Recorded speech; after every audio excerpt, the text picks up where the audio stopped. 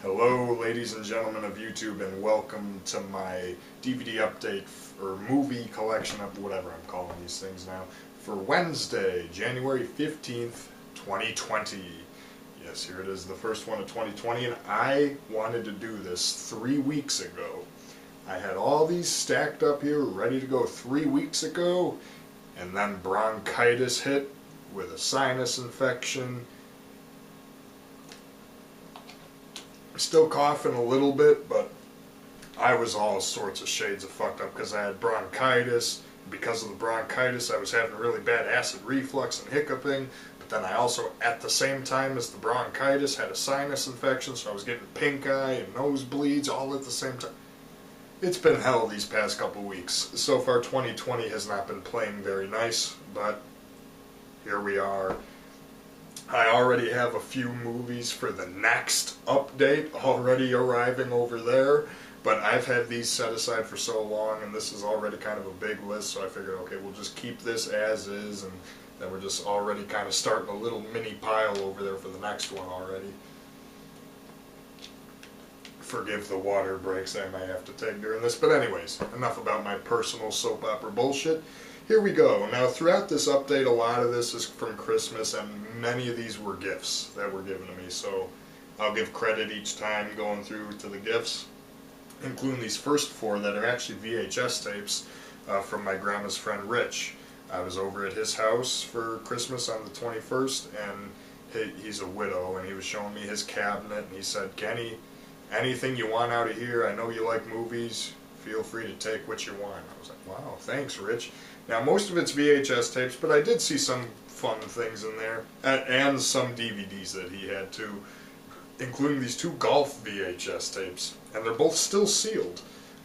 Birdies and Bloopers, so, and I guess somehow there's a lot of celebrities, because Robert Stack, Frank Sinatra, Hal Linden are all credited in this, so it's sealed.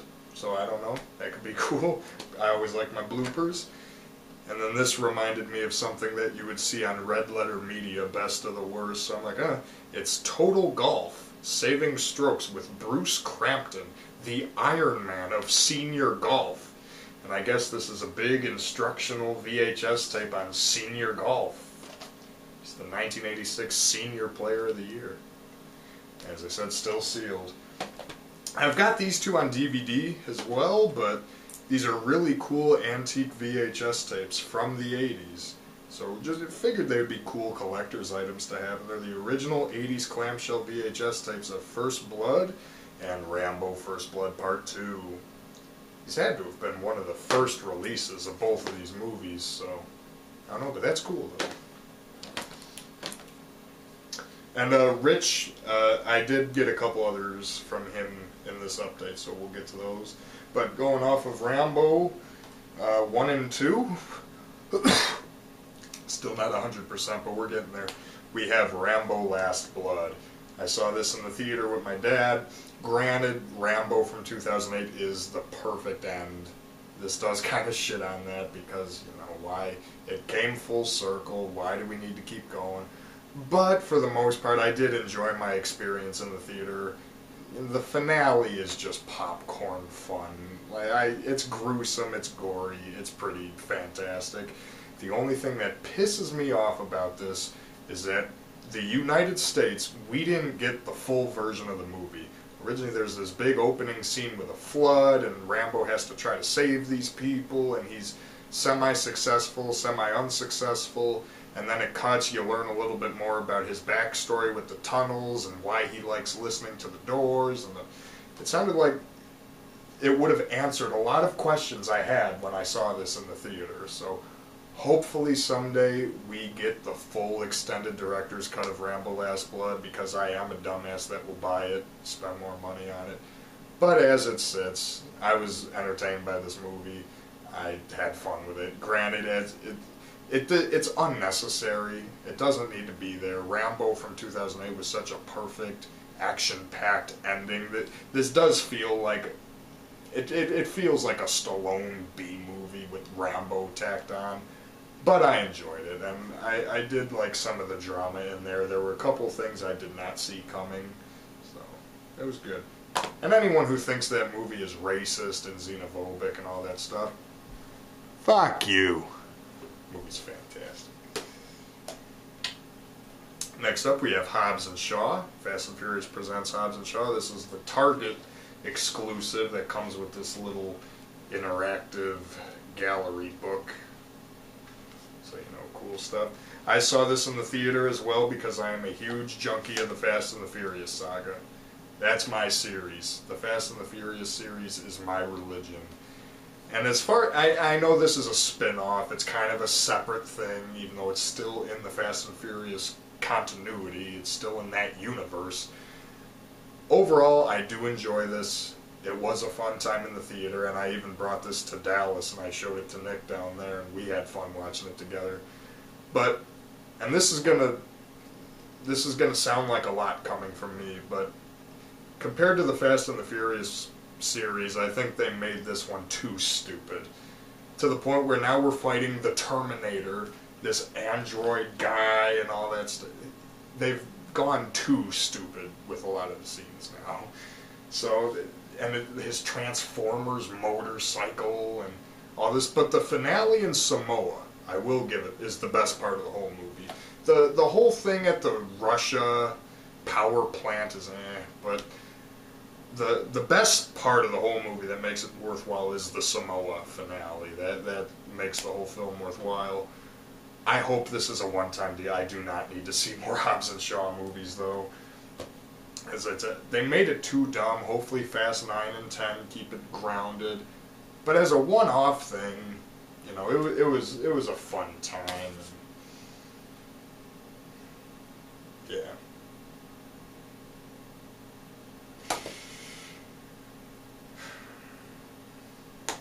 Just reflecting on that. I was going to say something. I forgot what it was. But no, it's a fun enough time. It's just... Hopefully, Justin Lin coming back to Fast 9 and 10, we can keep it grounded, because that's just, they've made it too silly now at that point, but we'll see where it goes. Now this one I saw in the theater when I was in Wisconsin on vacation, so I was in this northern town of Wisconsin, right below the Upper Peninsula. It was a town called Woodruff, and they had this little tiny theater. It was a really cool Northwoods theater, really small, it only had like 6 screens in there. And it was actually the week Joker opened up.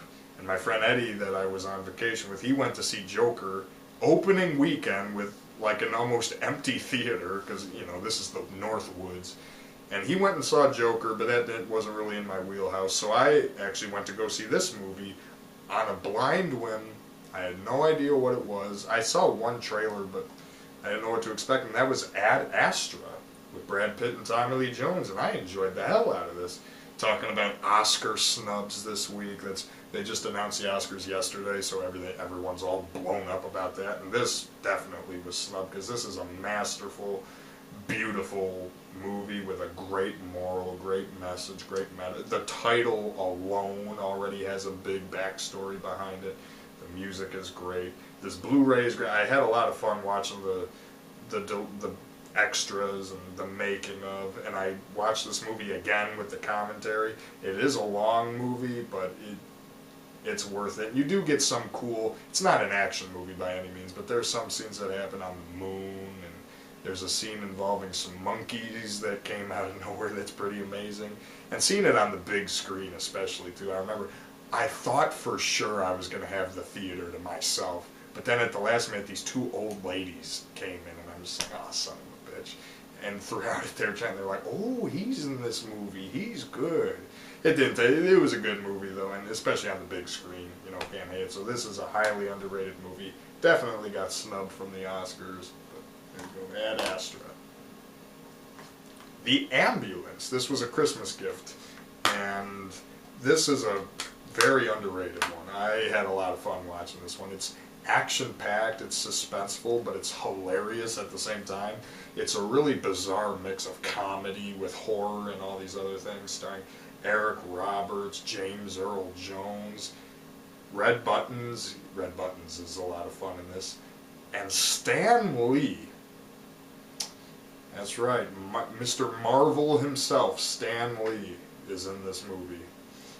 Because our main guy works for Marvel Comics, which is just a fun tidbit. And it's a crazy movie. It's about these people that get kidnapped in this ambulance, and they get taken off, and they're disappearing.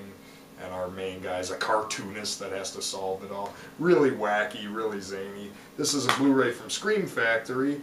It's got the reverse poster in there, but I like that one better. And it's got a commentary with the director Larry Cohen. You guys thought this was a coincidence? No.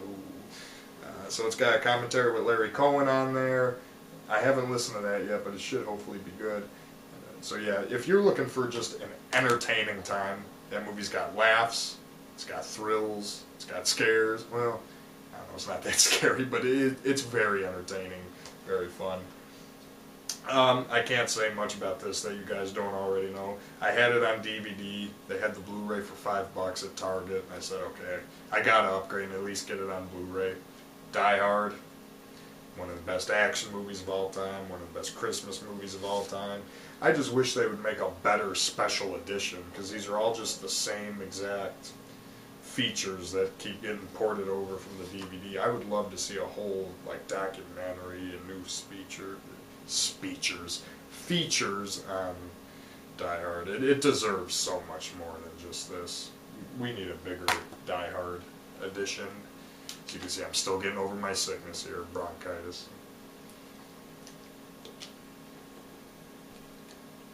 Alright, next one. This came from Rich. So this was one of the DVDs he had in his cabinet that he lent off to me. Red, with Bruce Willis, Morgan Freeman, John Malkovich, Helen Mirren, and Richard Dreyfuss. Overall, it was a really fun time. I enjoyed it. I thought it lost steam halfway through, though. The first half of the movie is a lot funner than the second half, because it starts with that crazy scene in the loading yard where there's a grenade and he's hitting it like a baseball bat, and there's the whole Western standoff thing going down. The movie kind of loses that in the second half. I was hoping for it to just be silly and ramped up to 11 the entire time, and unfortunately it's not, but it's still a good time. It's still enjoyable. The sequel, only Bruce Willis returns, so I don't know how good the sequel would be if I have any interest to seeing that. It's interesting, one of the features on here is a commentary with a retired CIA field officer. So I don't know how that's going to go, but it'd be worth it just to watch, to see what he has to say. Great time though, fun, action, comedy. Check it out, it's a good one. Another one that came from Rich. Thank you, Rich, for this. Now this one I have not gotten to watch any of these three yet, but they're three movies that I'm long overdue. And it's this Clint Eastwood triple pack.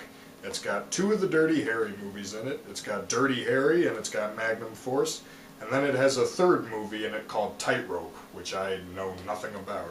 I don't think that's one of the Dirty Harry movies. Is it Tightrope? I don't know. I know it's not a Dirty Harry movie.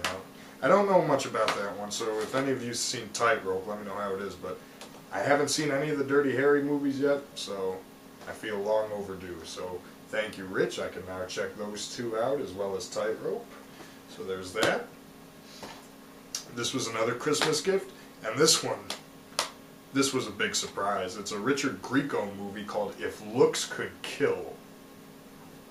I gotta be honest with you guys, I fucking love this. I thought this was great. I've never heard anybody else talk about this. I've never seen any other reviews of this on YouTube. I thought this was fantastic. This was just a fun time. It's a fun, it's got that cliched, how do you want to put it, mistaken identity type plotline where he's got the same name as somebody else who's a spy, and he's going to this European trip with his French class. It's just so bonkers, so zany. If any of you guys have seen that cartoon, James Bond Jr., this is like a live action version of that. The soundtrack is awesome. And it just gets so silly and so bonkers by the end of it, but I was watching this with a smile on my face pretty much the entire time. I had a blast with this. I thought Richard Grieco did a really fun job as the lead. there's that whole crazy scene where he's got the woman in his bed, and some car chases, which are really well done. There's actually a lot of really cool practical stunts in this movie. It looks like they had a pretty decent budget to work with because they have some really cool set pieces. Roger Daltrey is in it for no reason, and he gets killed by the girl from Kindergarten Cop, the little short old lady. I highly recommend this. This was a blast. As I said, I watched it with a smile on my face the entire time. It was just so goofy, so fun.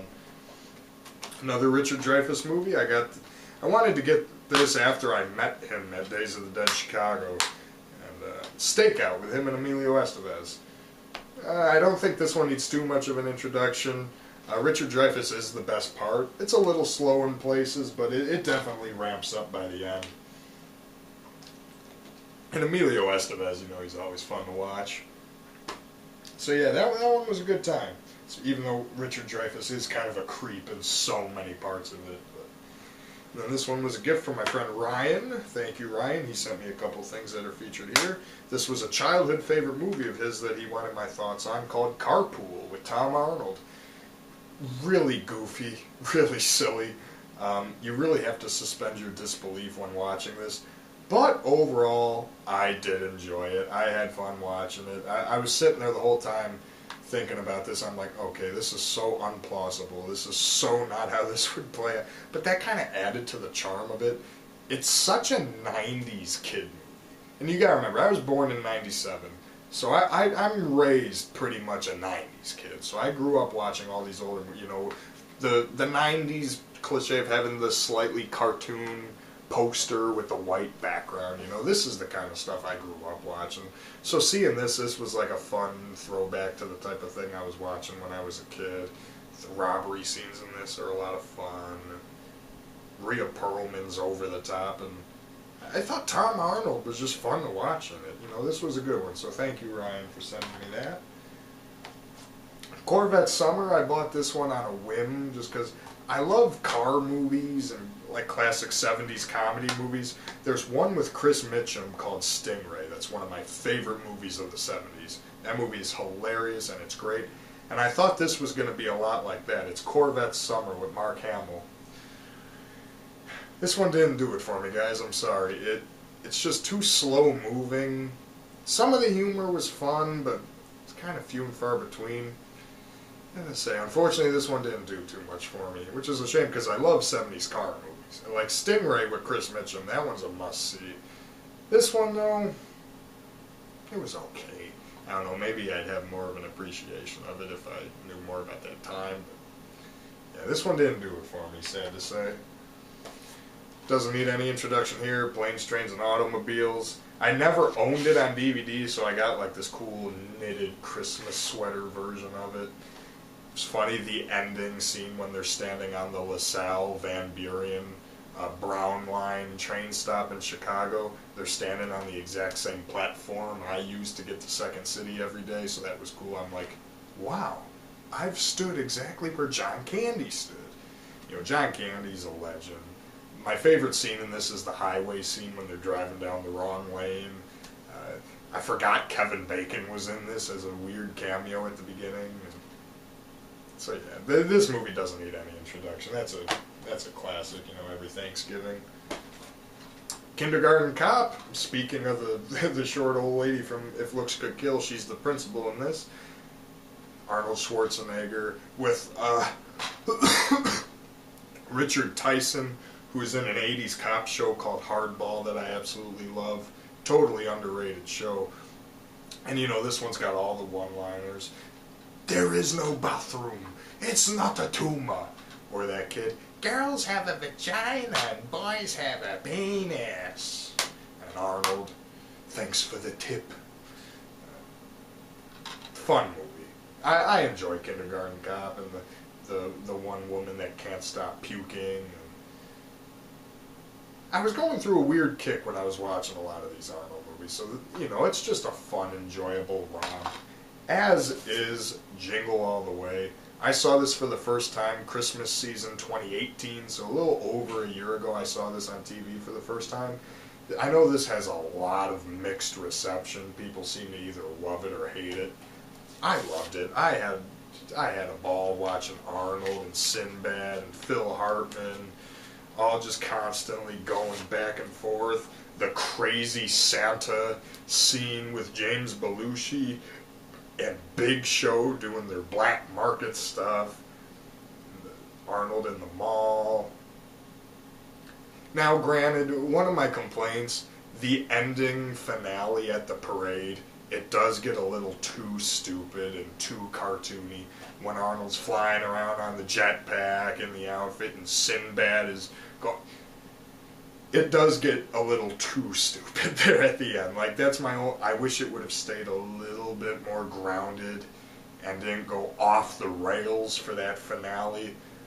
But with this, that's a really small complaint, because other than that, it's an enjoyable time, and I find myself watching this every Christmas now, because I saw it in December 2018 at some point, and then I remembered I craved it enough to the point where I wanted to make sure I buy this for this year, so I got that.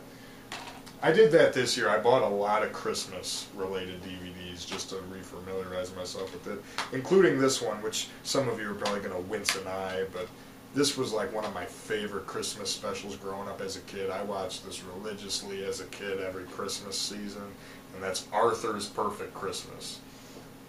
And even watching this in December 2019, again prepping for Christmas, I have a soft spot for this. Arthur, if you look at the older Arthur episodes, is one of the wittiest, funniest kids shows ever. Like, you could watch that show as an adult, and there's so much wacky, super dry humor that an adult will like. So that's why Arthur gets a special credence from me. And, you know, this is just a great special. He wants to buy the glass bird for his mom, and his klutzy Uncle Fred shows... Was it Fred or Frank? Yeah, Fred. His clumsy Uncle Fred shows up. But I like it, too, because it doesn't only touch on Christmas, because in the show, Francine is Jewish, so they do a lot about Hanukkah in this, the brain and Kwanzaa, so it does touch on a little bit of everything, and it's not only Christmas, and it does it in a nice way where all the kids that watch this, you know, are in depth to it. And I've had the VHS of this for the longest time, so it's nice to finally have it on DVD and secure it with my collection. Because for those of you who don't know, I do have a section of my DVD collection that is childhood DVDs, where I've got like a lot of Arthur, and I even have like some Thomas the Train and Kipper DVDs over there that I had from when I was a kid, just to kind of keep it in tune. So that's a big section. Ryan, again, thank you for sending me this. The best of the new Scooby-Doo movies, the lost episodes. If you remember, over a year ago, I did a DVD update where I showed the Scooby-Doo movies box set, which were all the animated shows they did that had celebrities like Batman and Robin, the Three Stooges, the Harlem Globetrotters. Well, they couldn't release a lot of them in that set because of publishing issues. Although thankfully now, they got almost the rest of them in here, the lost episodes. The only one they haven't secured is the Addams Family one. So if anyone knows where I can get a DVD or something of the Addams Family Scooby-Doo, let me know. But this one does have some great... You have the Sonny and Cher one, which is legendary. That one's fun. It ends with Cher knocking over a house, which is great. Davy Jones, the Davy Jones episode in this is a lot of fun because there's a quote where him, Velma, and Daphne are being stalked by a giant frog. And they're like, "Davy, can't you sing for it?" He's like, "I've never sang for frogs, only monkeys."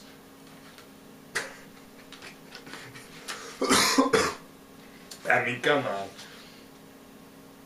Scooby-Doo meets Genie, from I Dream of Jeannie. Phyllis Diller, that one was a little crazy.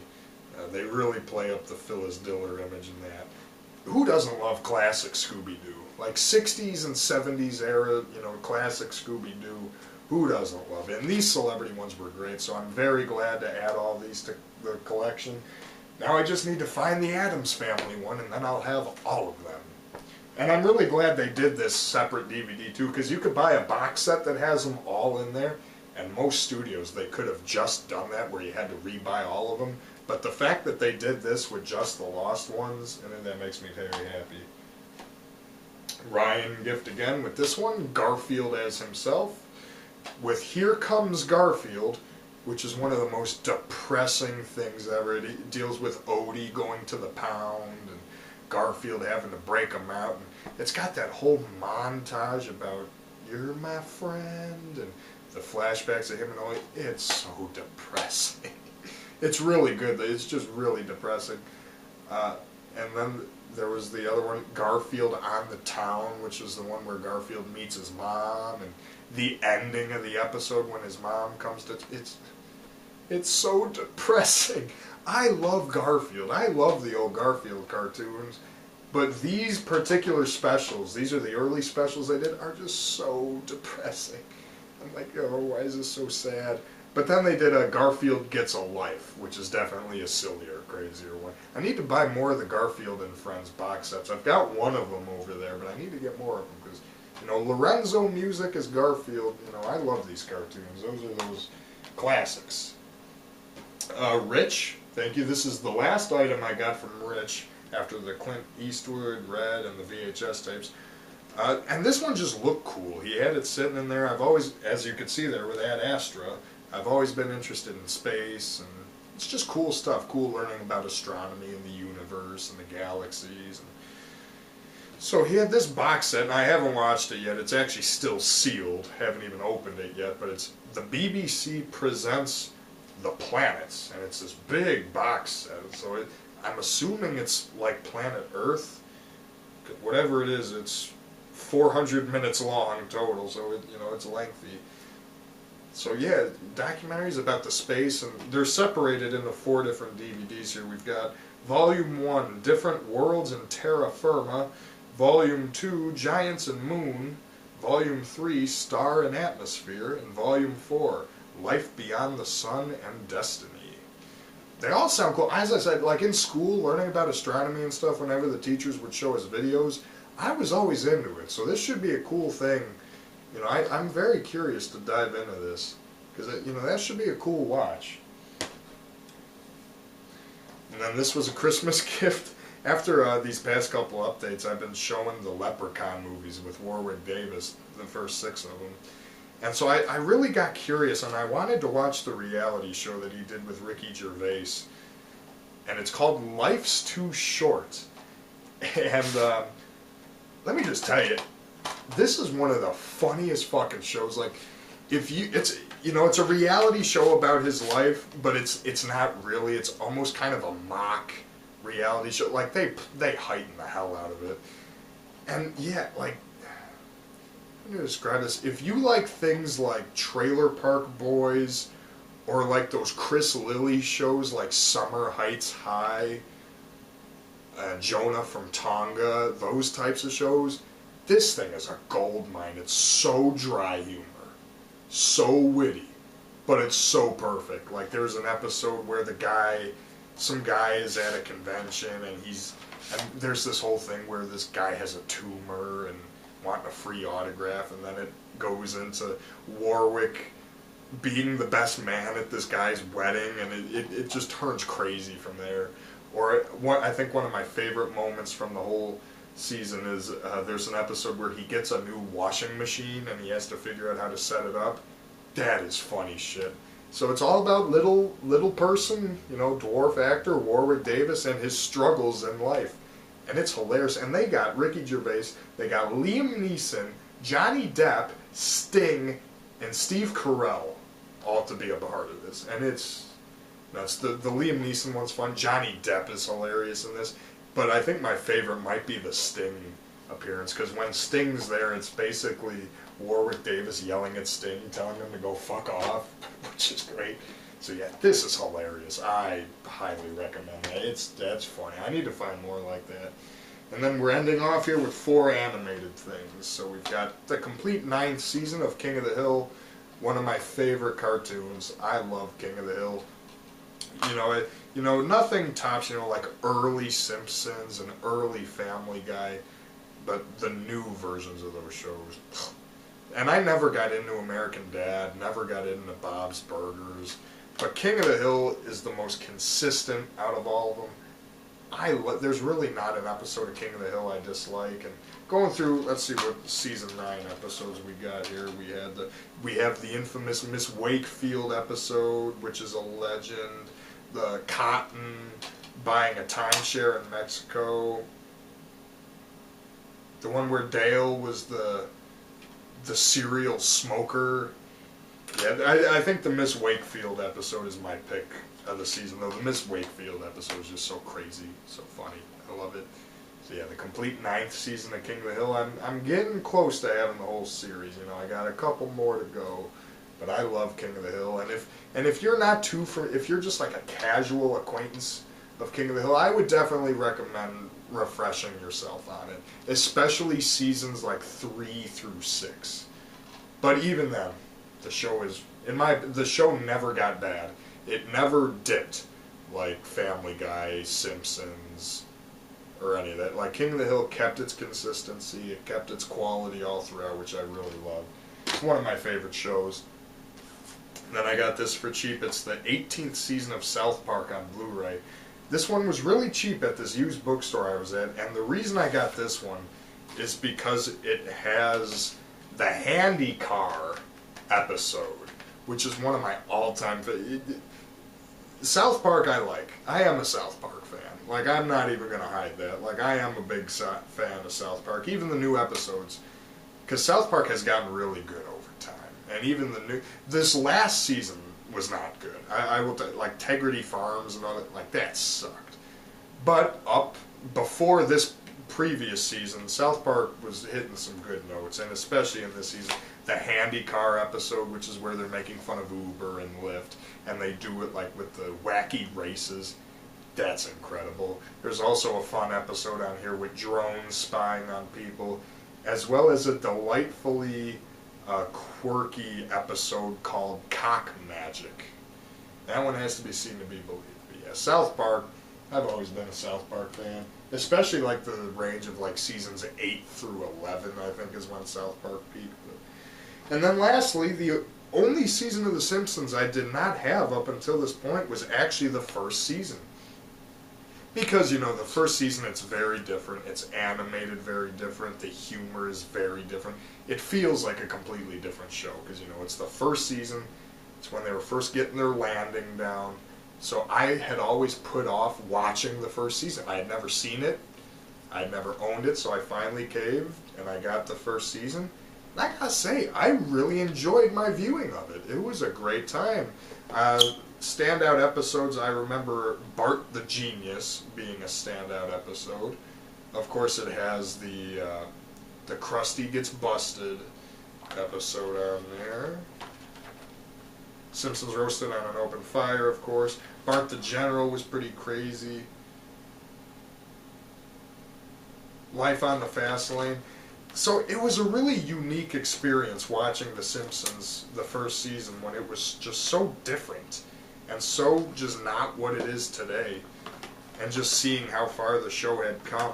But I'm glad I finally watched this because it was really enjoyable. I enjoyed the first season. So if you put it off like me because the show was so different in the early years, backtrack on that because it is a really great time, season 1. All the way through season 19. This is going to be the last season of The Simpsons that I buy because I do have season 20 on DVD, and season 20 is boom when it dropped. Season 19, this actually does still have some good episodes on it. I did enjoy season 19. Some of them I remember seeing on TV. They did the case a little different this time. You got I open it from the bottom. So you got Homer on there, and I actually really like how they designed it this time because it's like this hand-drawn thing, and all the menus are like this too, where it's like this crayon, colored pencil animated Simpsons, and there's this really cool surreal choral music playing. And some of the episode highlights from season 19. My favorite episode of the whole season was the Homer of Seville. I had never seen that episode until I got this set. And the Homer of Seville was a crazy episode. That one was enjoyable. Of course, you have the commentaries on it. Oh, actually, wait a minute. No, I take that back. you get the commentaries on every episode, which is great. I take that back. Homer as Seville is my second favorite. My first favorite episode is Eternal Moonshine of the Simpson Mind. That episode is really weird. It's really surreal, but it's really well done. That was my favorite episode this season. Eternal Moonshine of the Simpson Mind. So if you haven't seen that episode, look it up. E Pluribus Wiggum was okay, although it was a huge wasted opportunity, because the third act is about Ralph running for president. I wish the whole episode was just that, because there's a political ad for Ralph at the end that's so funny, but the episode doesn't really do anything with that beforehand, so I thought that one was a missed opportunity. What was it called? Mona Leaves. That's a sad episode. It's a great episode that comes to a really bizarre James Bond type ending, but that's a powerful episode. That 90s show I did not care for, because I get what they were trying to do. I just Dial N for Nerder's fun. Little Orphan Millie's fun. Funeral for a Fiend, where they get Sideshow Bob, played by Kelsey Grammer, his brother Cecil, played by David Hyde Pierce, and Sideshow Bob's father, played by John Mahoney. So they got the whole Frasier family in on that, which I love. So yeah, I enjoyed Simpsons. I had low expectations, but I actually enjoyed season 19 a whole lot more than I thought I would. Especially for the Homer of Seville, Eternal Moonshine of the Simpson Mind, and Mona Leaves. Those make it worthwhile. And Funeral for a Fiend, too. So Simpsons, season 19. Alright, guys, thank you. I wanted to do this like 3 weeks ago. It's probably longer than it should be. I don't know how I've probably been talking for an hour or two already. But anyways, there's my update for Wednesday, January 15th. And yeah, as I said, I've already got a few titles over there for the next update already, so that'll be an interesting one to talk about. But yeah, I hope you guys enjoyed it, and we will see you next time. Let's see. Oh, only 37 minutes. That's not that terrible. All right, ladies and gentlemen, have a good one.